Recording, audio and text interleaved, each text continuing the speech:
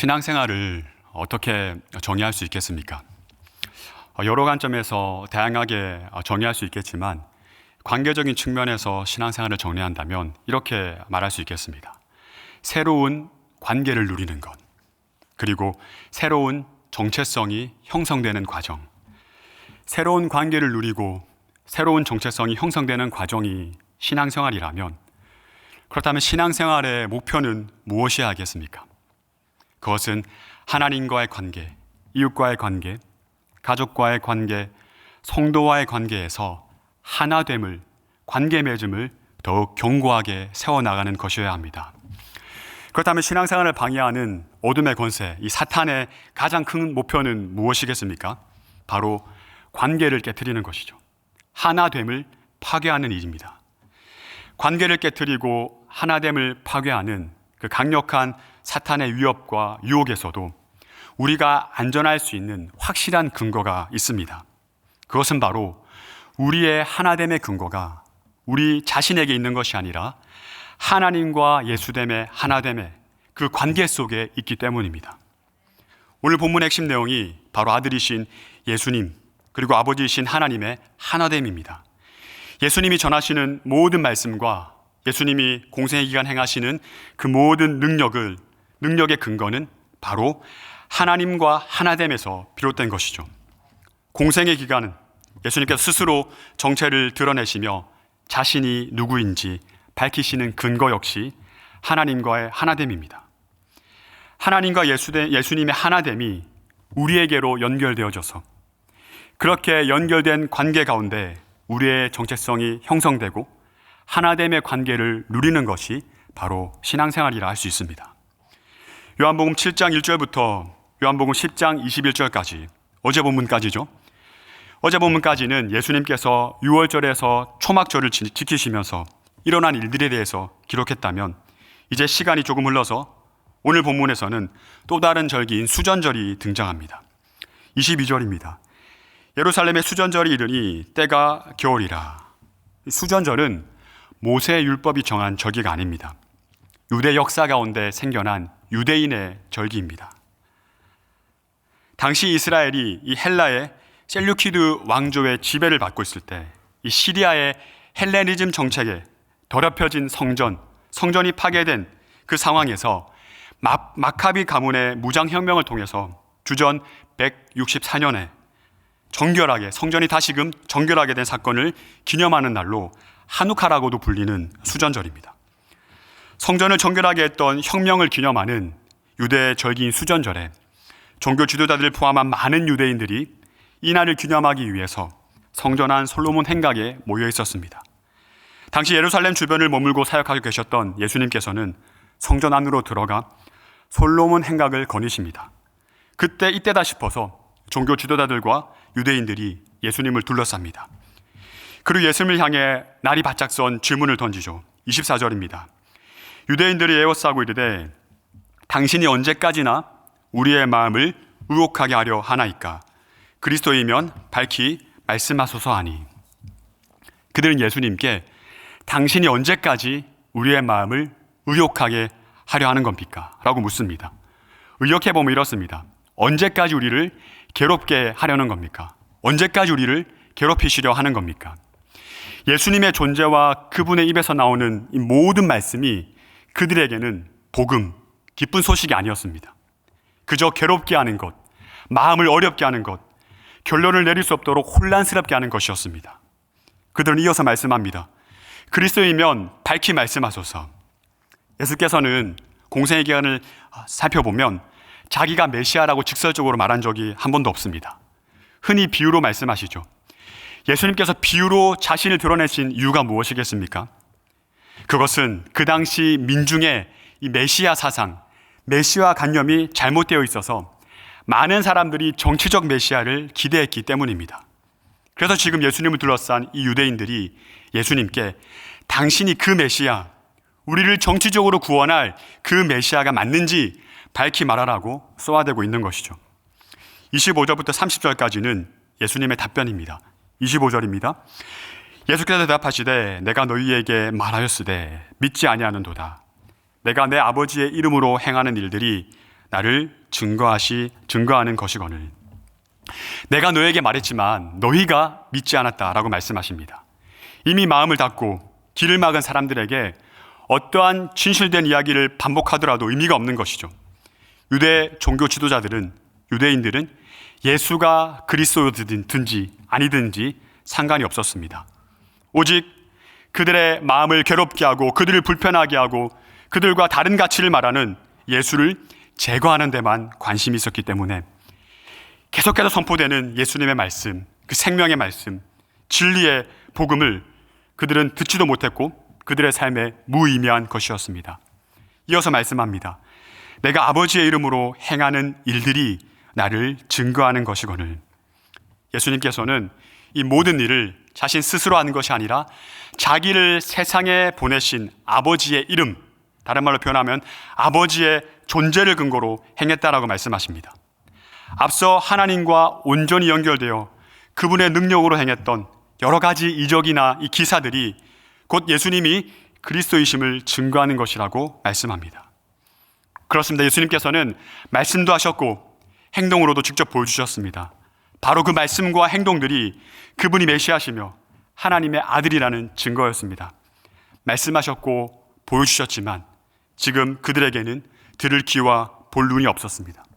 분명 얼마 전 선천적 맹인을 고침으로 그들이 반박할 수 없는 표적을 보여주었고 계속되는 비유로 가르치고 설명했지만 그들은 믿지 않았습니다. 결코 증거가 부족한 것이 아니었습니다. 그저 그들은 예수를 믿고 싶지 않았습니다. 자기를 구원할 메시아로 예수를 인정하지 않았습니다.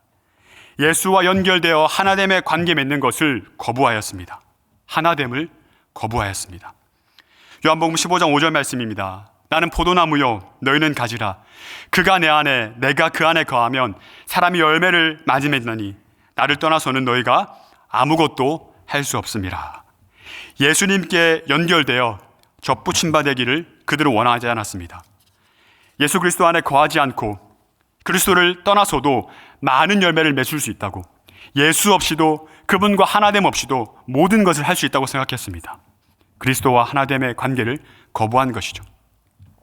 예수께서는 이처럼 자신을 믿고 따르지 않는 것을 이렇게 표현하십니다. 26절입니다. 너희가 내 양이 아니므로 믿지 아니하는도다. 무슨 말입니까? 그들을 처음부터 양으로 선택하지 않았다는 말이 아닙니다. 그들이 믿지 않도록 정해져 있었다라는 말이 아닙니다. 다만 그들은 자신들의 인생에 있어서 목자를 필요한 존재로 인정하지 않았다라는 겁니다. 영원한 생명의 떡으로 오신, 영원히 목마르지 않는 생수의 근원 대신 양의 문이 되시고 선한 목자로 오신 예수님께 그 어떤 매력도 느끼지 못한 채 자신들의 기득권을 그저 유지시켜줄, 자신들의 생존을 현실적으로 책임질 다른 메시아를 기대하고 있었습니다. 진짜 메시아가 눈앞에 있었지만 그들은 다른 메시아를 구하고 있었습니다. 이어서 예수님을 믿는 자들, 선한 목자 되신 예수님을 참된 목자로 인정하는 양들이 어떠한 자인지를 대조적으로 설명합니다. 27절입니다. 내 양은 내 음성을 들으며 나는 그들을 알며 그들은 나를 따르느니라.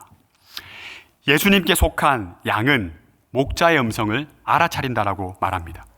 그리고 그 음성이 들리는 곳으로 따라가죠. 이렇게 목자를 더욱 깊이 인격적으로 조금씩 알아갑니다. 목자와의 관계가 깊어지면 깊어질수록 목자의 인도를 따라가는 것이 인생 최고의 행복임을 깨닫는 것이죠. 최고의 가치고 최고 안전한 것이 바로 목자 안에 거하는 것이고 목자의 음성을 따라가는 것이다. 그분과 관계 맺는 것임을 깨닫게 되는 겁니다.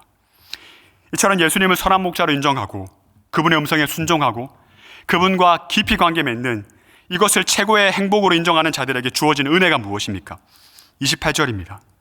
내가 그들에게 영생을 주노니 영원히 멸망하지 아니할 것이요 또 그들을 내 손에서 빼앗을 자가 없느니라. 아멘. 그렇습니다. 우리가 예수님을 주인으로 목자로 인정하고 그 예수님과 깊이 연결되어 사랑의 관계로 살아가는 한 그 어떤 권세도 그 어떤 세력도 그 어두운 권세도 우리와 예수님의 관계를 결코 깨뜨릴 수 없습니다. 그렇게 그리스도를 주로 고백하는 인생들에게 예수님께서 무엇을 담보하시고 무엇을 약속하십니까? 영생을 약속하십니다. 여러분, 영생이란 단순히 죽지 않고 영원히 사는 것이 아닙니다. 그런 개념만이 아닙니다. 이 오늘이라는 시간 가운데 하나님 나라의 현재성을, 그분과의 관계를 누리는 것을 의미합니다. 그리스도와 하나됨으로 인해 그 어디나 하늘나라가 되는 것이죠. 그런 인생을 사는 겁니다. 이런 인생들은 절대 예수님의 손에서 뺏을 자가 없다라고 분명하게 말씀합니다. 영원히 그리스도와 하나됨의 관계로 살게 된다라고 약속하신 것이죠.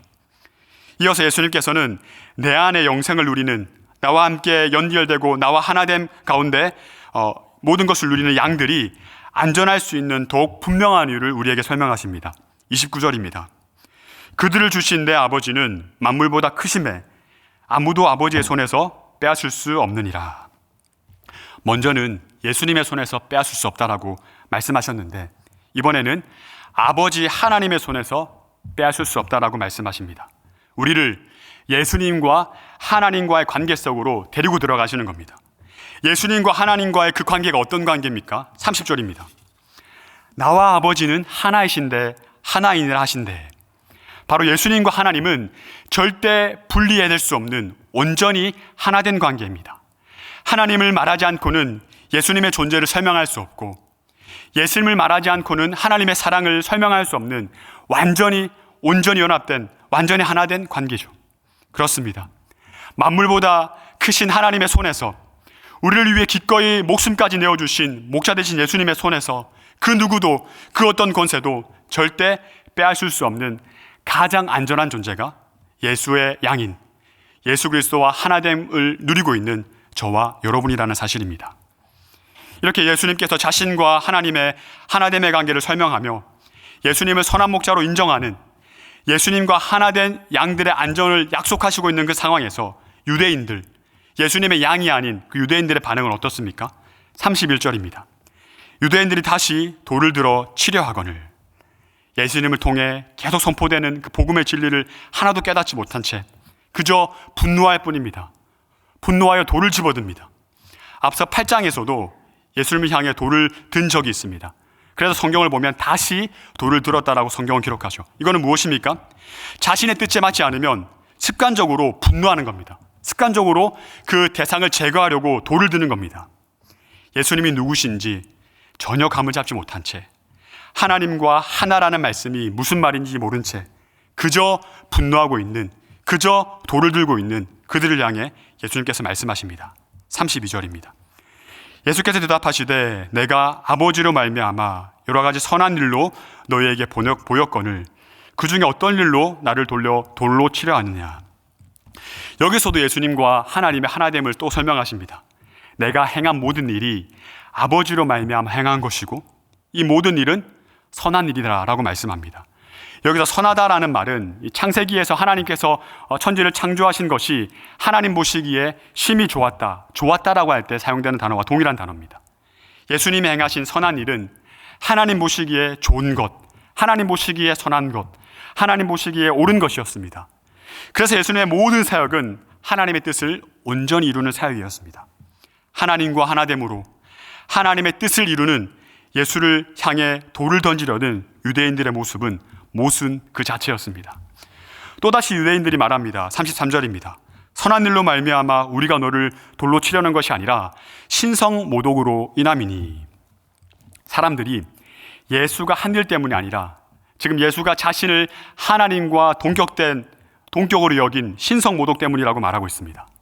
유대인들에게는 진리는 그저 그들의 마음에 거리끼는 것일 뿐입니다.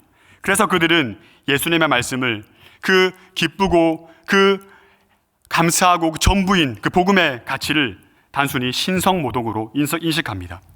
예수님께서는 이런 유대인들의 신성모독에 대해서 그 모순들을 그들이 가장 중요하게 여기는, 그들이 가장 잘 알고 있다고 여기는 율법으로 설명하시죠.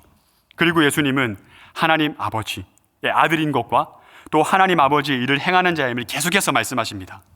예수님이 행한 하나님의 일을 믿으면 하나님 아버지께서 내 안에 계시고 내가 하나님 안에 있음을 깨달아 알게 될 것을 말씀하시죠. 또 한 번 예수님과 하나님의 하나됨을 말씀하고 있습니다. 그러나 예수 그리스도의 양이 아닌 자들은 깨달아 알지 못합니다. 하나됨이 무엇인지, 그 하나됨의 가치가 무엇인지, 하나됨이 우리에게 주는 그 어마어마한 것이 무엇인지 전혀 관심이 없던 그들은 다시 예수를 잡고자 합니다. 그러나 예수님은 그곳을 떠나서 세례 요한이 머물던 곳으로 물러나십니다. 말씀을 맺겠습니다. 사랑하는 성도 여러분, 복음의 핵심이 무엇입니까? 예수님이 누구신지, 예수님이 우리를 위해서 무엇을 행하셨는지를 아는 것입니다. 예수님의 정체와 예수님의 사역이 곧 복음입니다. 오늘 말씀을 통해 확인된 예수님의 정체는 무엇입니까? 예수님은 자신의 삶을 통해 하나님과 자신이 하나임을 증명하셨습니다. 그 하나됨 때문에 그분의 양인 우리가 안전할 수 있는 겁니다. 우리를 살리시고 하늘 아버지의 뜻에 철저히 복종하시고 그 뜻을 이루시기 위해 목숨까지 바쳐 우리를 사랑하신 그 예수 그리스도의 하나됨 때문에 우리는 구원을 얻었습니다. 이 하나됨의 복음을 우리가 인정한다면, 우리가 안다면, 그렇다면 우리가 오늘 우리의 삶 속에 우리가 행할 일은 무엇이겠습니까? 바로 하나님과의 관계, 이웃과의 관계, 가족과의 관계, 성도와의 관계에서 그리스도와의 하나됨을 더욱더 견고하게 세워나가는 것이어야 됩니다. 말씀을 마치도록 하겠습니다. 이 시간 함께 주신 말씀 붙잡고 또 우리가 간절히 하나님께 간구하는 마음의 소원들, 또 우리가 직면한 현장의 수많은 문제들, 또 하나님께 간절히 간구하는 모든 기도의 제목들 부여잡고 또 우리 3일 교회를 위해서 또 진행 중에 있는 우리 선교를 위해서 합심해서 기도하고 일상제로 나아가도록 하겠습니다. 살아계신 하나님, 은혜를 감사합니다. 그리스도의 하나 되심이 아니었다면 우리가 복음 가운데 거할 수 없고